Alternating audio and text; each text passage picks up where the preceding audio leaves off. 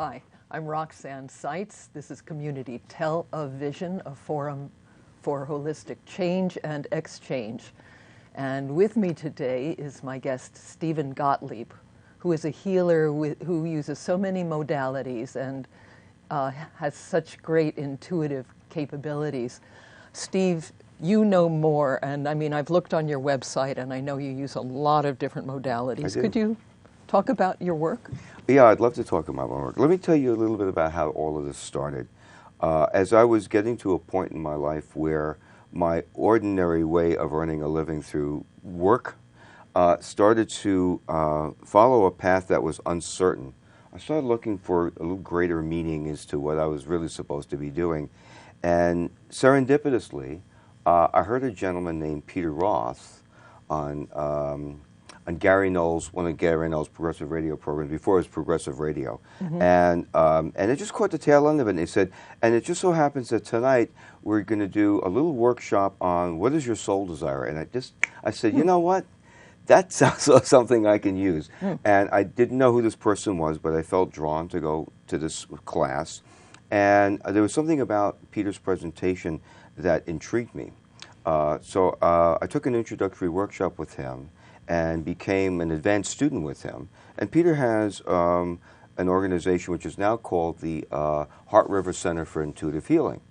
So really before that, I had a kind of a sense of how some things energetically worked. I mean, I was into acupuncture, for example, and I knew about the mind-body connection from a lot of the work that I have been doing as a personal coach, and also my own personal explorations to things. I had spent time with Tony Robbins, and I knew about linguistic programming and the power of the mind, the ability to be able to change our energy states. But the things Peter was showing me, I had no clue about.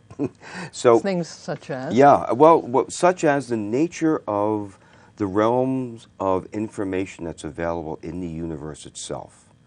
And what kind of information? Well, all kinds of information. So everything that is part of our consciousness and our subconsciousness is imprinted in our cellular memory, and our brain acts as a interface between that and the global field of information. Lynn McTaggart wrote a book called The Field, which explains some of these concepts, and that was one of the required reading in Peter's workshop. So I started to recognize that there was information out there from the universe that, if we can tap into it somehow, would be very useful in knowing about our lives and getting intuitive insight to be able to share with other people. And the tool that was being taught was essentially divining, using muscle testing or using a pendulum. A lot of people may have seen how a pendulum works. Well, I've also heard about divining to find Yeah, so water, a lot of people for in the old example. days would go around with this special rod, and then when the rod found water, the rod would bend it. So people who do that know that that's what happens. There's something energetically going on. But how in the world does that happen? I mean, you're talking about a rod being a wooden stick. There's no electromagnetic properties to a wooden stick. So what would cause a wooden stick to bend? So there's a lot of weird things out there in the universe that ancient people have known, shamans have known, medicine women and men have known for years and years and years. And then the modern world of modern medicine and Newtonian physics and everything else, that's kind of gotten programmed out of our normal consciousness and relegated to the land of the mystic or the woo-woo or the medicine person. And I had to come to grips with all this new information. My background is in engineering. So things need to make sense to me from an engineering perspective, but I'm not. But one of the first things I learned about my own perspective on engineering is that, it's an open-ended world. When you learn engineering, you learn about the nature of things, and you working and solving equations in non-real time, non-real numbers. It's not the kind of things that you can put your finger on. So I had an intrinsic understanding that things, just because you can't see a physical manifestation of it, doesn't mean it's not real. You can't see, when you look at your cell phone, all the little circuitry that's going on and all the computer programming that's built into there. But it's in there. It's kind of invisible to you. So many people take certain things for granted. Healers have taken for granted the ability to be able to use conscious intention to do healing work. So this was another thing that I was learning about. And I was learning about the body's energy field, where we can, with our conscious intention, get information from that place where we need to find information out about what might be going on with an emotional problem or a life story or an illness. And we can use various different tools and techniques to sense the condition of the body's energy system through certain pathways. And by testing them, we can see what's true and what's not true. Once I was able to determine that I had an access point, either through the pendulum and later through kinesiology, to determine what was true and what was not true, and get past the part of my mind that said, how can this be happening? I see. So that was your entry point. My entry point was a life-changing experience, because once I saw that this was there, I had made a conscious intention to allow the right side of my mind, the intuitive side of my mind, to trust that I can run my life by allowing that to run the show, as opposed to the analytical part of my mind that I was using to run my life heretofore that. Why do you think that in this culture there's such a partial refusal to honor that there are other areas of energy? There's many reasons for it, and unless you have grown up in an environment where there is respect and honor for that culture, or it's just part of the culture, like Ayurvedic medicine in India, or Chinese medicine, in Asia. Here it's ridiculed because it's not quote unquote scientifically based. So there's a whole culture that grew up turning over all of years and years and years of knowledge to a power structure that became the modern medical system and the modern psychiatric system. And it's foolish to kind of believe in something that you can't see or prove, even though it may work. So you would feel foolish because, think about the old days of snake oil salesmen. People would come around and say, sell snake oil. Now, some of that snake oil might have cured you, and some of it might have just rotted you out, and the guy's, laughing, making money. So I think in our modern culture here, especially in the West, we're always on the lookout for the charlatan. We're always looking out for the fake, and there's a whole culture around that, like quackbusters, for example, people like that take a certain egotistical pride in being able to show you how foolish that is. And it's wrapped in many, many different words, like learning critical thinking and things like that. A critical thinker wouldn't talk about the way things that you and I are going to be talking about. Could you talk a little bit more about how you moved into accepting that there's something out there? Yeah. Well, first of all, it was the pendulum. The pendulum was the thing that woke me up. My first experience with the pendulum was with my wife, who was raised in the Dominican Republic. Before I knew anything about this stuff, she said, well, when somebody was pregnant back in the old days, back there, what they would do is they'd take a needle and put a little piece of string on it, and they would hold the needle over the belly of the pregnant woman, and if it moved in one direction, it was a boy, and if it moved in another direction, it was a girl. And I didn't look at her and say, well, that's ridiculous. I said, oh, how fascinating. So many, many years later, here's Peter Roth showing us how to use a pendulum. My first pendulum was a hardware store washer with a piece of dental floss attached to it. Okay. And I carried it everywhere, and I spent hours a day practicing with this thing until I got a sense that with my conscious intention to get information, it was moving on its own without me consciously influencing it, until I was able to trust by asking simple questions and getting information from the pendulum after months and months of practice, several hours a day sometimes, that there was this thing in the universe that we can tap into to get information from. And once I trusted that and believed that, it was almost 100% accurate, seemed to be, to the extent that you can get any kind of accuracy out of that. In other words, think about the name of your,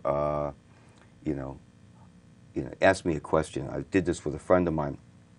He said, all right, well, if this works so well, he was a pilot, he was a commercial pilot. What was the name of, the co-pilot on my last flight? Was it Bob or Joe or Bill? And I went, okay, let's see what the pendulum says. Is it Bob? No. Is it Joe? No. Is it Bill? Yes. It was Bill. He goes, It's just a lucky guess. So I would spend the next 2 years of my life just playing around that way.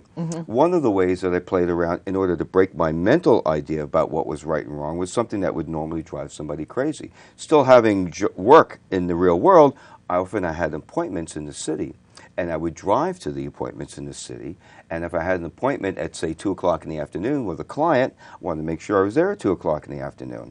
And I would use the pendulum to find out what time I needed to leave in order to get there and find a parking space that was convenient. And, you know, you can run into trouble, you can run into accidents and congestion, and you can't find a place to park. So when I learned how to muscle test, I wasn't using the pendulum anymore. I was using my hands as a surrogate device. I would go and I would get there, but there wouldn't be a parking space. So I said, well, I guess I got to circle around the block. And every intersection I would get to, I would go, should I go left, should I go right, should I go straight? I would just follow the directions. And you were it would getting be maddening. yeses and nos, right? I was getting yeses and nos. Yes. So it's maddening. I'm going, I got to be there in 5 minutes. What are you sending me that way for when the building's over there?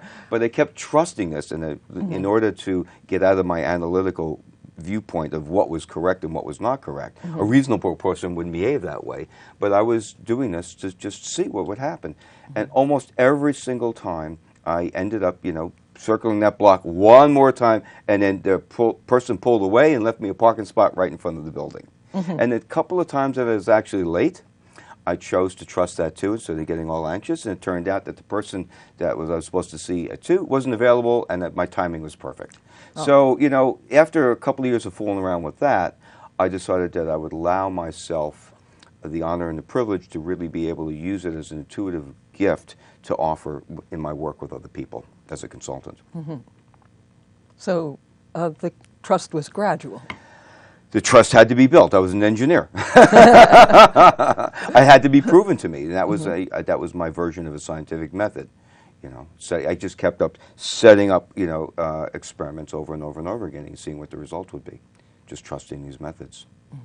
Now, the beautiful thing about this is that when I did this, my intuition, my natural intuitive channels would open up. People would say to me who's kind of like in this business, would say, well, Steve, all this muscle testing that you do, that's just a crutch. You don't need that. I'm going, well, it's a tool. It's a great tool. And I'm so fast and so intuitive at it that it just confirms for me what my intuition is. So why should I guess? Because I saw other people who were more intuitive, and they would use their intuition to say things. I'm going, how do they have the confidence to be able to say that to somebody? But when I get an intuitive insight and I muscle test, then I know it's true. I know it's okay to say that to people. And remarkable things have come through my work with people by trusting that intuition, having a collaborator with the muscle testing. At some point, I'll have to explain what the muscle testing is. Exactly. So I was going to ask if you'd like to do that now or during yeah, our let's second do that. show. So muscle testing is something that came out of something called applied kinesiology. And without going into a long history lesson, applied kinesiology was discovered by George Goodhart in about the 50s and 60s. He started training energy practitioners who were chiropractors. A method of being able to test the body's energy system by testing the relative strength of certain muscle groups bilaterally. So in other words, if you wanted to test my deltoid here, and you said, they would say hold strong, they'd push, it'd be strong, and they'd test the deltoid here, and they'd push and it'd go weak, then they knew that that would be associated with a particular organ or energy system that was out of balance. And there were trigger point maps, much like there were acupuncture points. And simply by massaging the trigger point that was related to that energy system, it would clear the problem. And then you test, and all of a sudden you'd be strong again. Okay, so the trigger point might be relatively far away from the specific organ. Well, in this particular, yes, of course, it has nothing to do with it, because these trigger points are all over the body. So the stomach might be here, you know, but, you know, you might, but the muscle that you might test for it might be, you know, over here somewhere. So it was just a system that he created, and he taught that to many, many people. Now, John Diamond, Dr. John Diamond in the 70s wrote a book called Your Body Doesn't Lie. And what he does is he explored this further, and he created something called, basically, you know, used it as a psychological tool. Right? So that anything you think about that's true or not true has a relative energy component to it. So if you think about happy thoughts, the body's energy system is aligned and is resonating with harmony. When you think about something that disturbs you, the reason it disturbs you is because there's a disturbance in your body's energy system, and you can easily test any one of those muscles, and he chose to use the deltoid muscle. So that became what almost everybody knows is the arm test. You know, this is the muscle test, and it's mostly used by an outstanding arm. So anything you think about that is clear or true for you, test strong. Anything you think about that is disturbing or not true will automatically test weak. So when you do that with people who've never seen that before, they go, what kind of parlor trick are you twirling here? This is quite unbelievable. But really, it's the body's natural built-in biofeedback mechanism. And once you understand that feedback mechanism exists, because the body itself contains all the information that the consciousness and unconscious knows about anything about you, or anything related to you, it's just not available to the conscious mind, then we can start to explore subconscious issues with careful questioning and muscle testing to get a yes or no answer. So I remember you muscle tested for me. You asked me my name, and I told you my name is Roxanne, and you muscle tested, and I held strong. Right. And then you asked me to make up a name. Yes. Well, my name is Barbara. Right. And then That's right. I couldn't hold my arm up because your anymore. subconscious, even though that doesn't disturb you, your subconscious knows your name's not Barbara, so it's going to say no. So it's an absolute yes or no. It's a great lie detector. Yes. Basically, it works the same way as a lie detector test. Lie detector test is a system of biofeedback devices. It's measuring, skin electrical conductivity, sweat, right? So and the breathing muscles, and maybe a few other things in the heartbeat, and it's going, and anything that causes stress, unless you're a pathogenic liar, or a psychopath or something, normal people will have a stress response even if you're doing your best to hide that. So this is a test of a stress response in the body.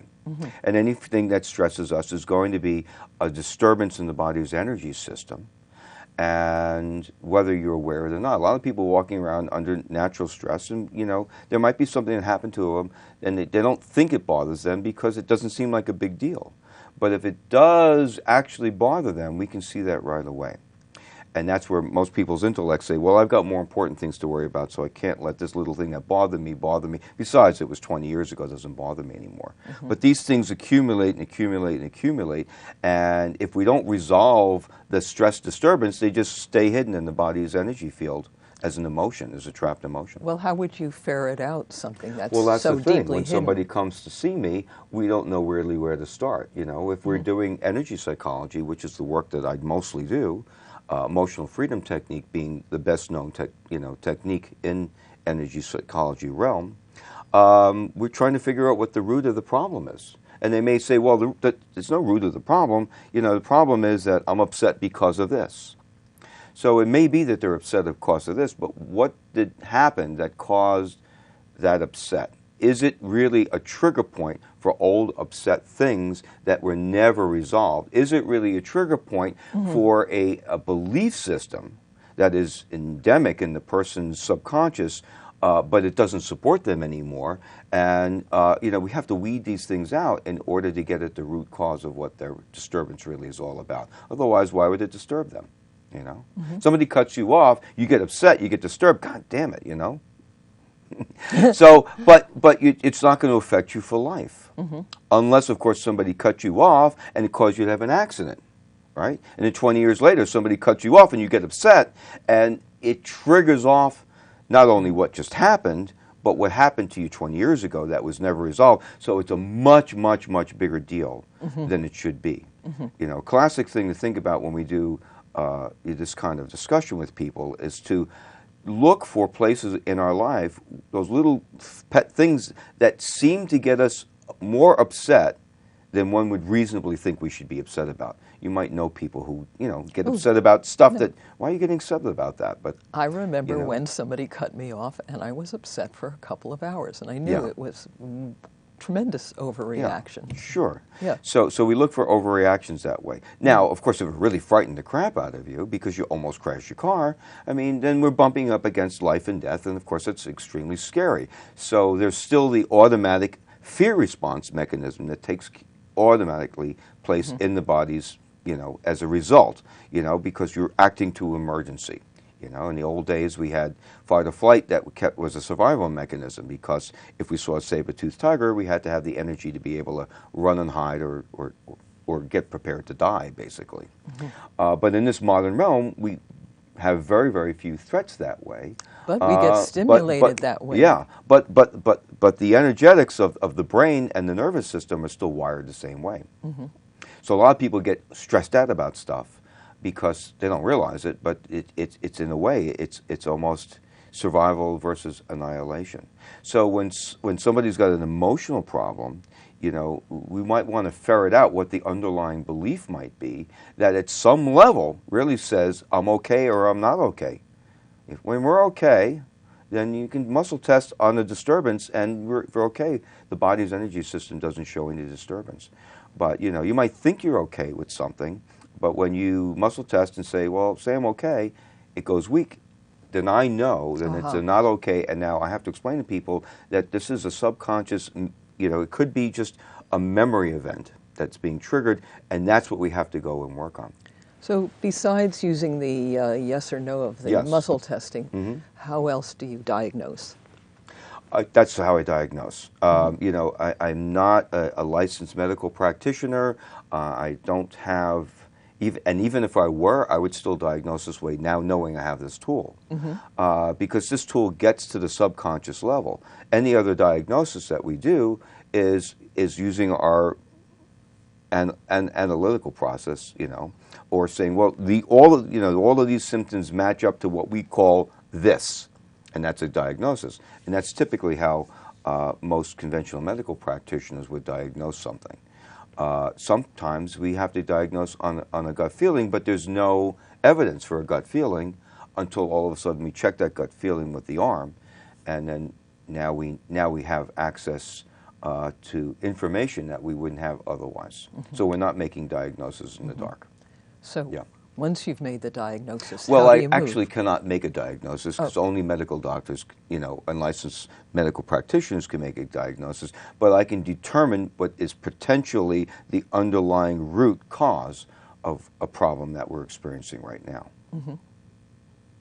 And once you determine that, then we need to go work on it. We need to go clear it out. Can I give you an example? Sure. Okay, so here's an example of a story. And it goes to sort of the mind-body connection, too, with the story. There was, as I mentioned, I do energy psychology and emotional freedom technique, EFT. A lot of people are finding out about this tapping thing. It's called tapping. There's tapping summits. A lot of people have heard about tapping. So a woman who'd heard about emotional freedom technique came to see me for a session. And I said, well, why are you here? And she says, well, I have a pain in my hip.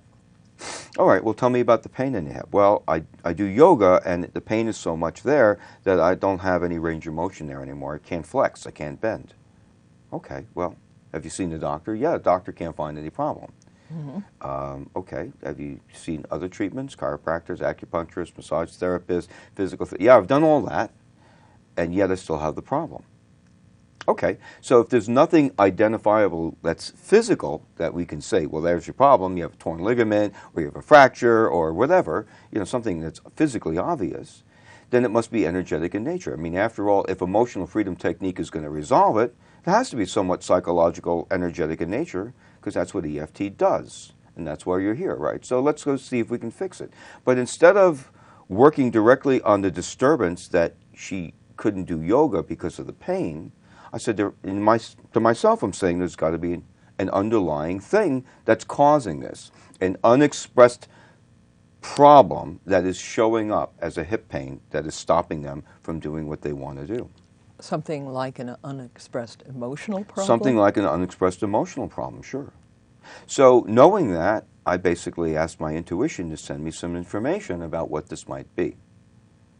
And I heard a little voice in my head that was confirmed with my muscle testing. It said, ask her about her father. I said, the problem's about her father? I got a yes. So I said, would you mind telling me about your father? So she looks at me kind of incredulously and goes, why do you want to know about my father?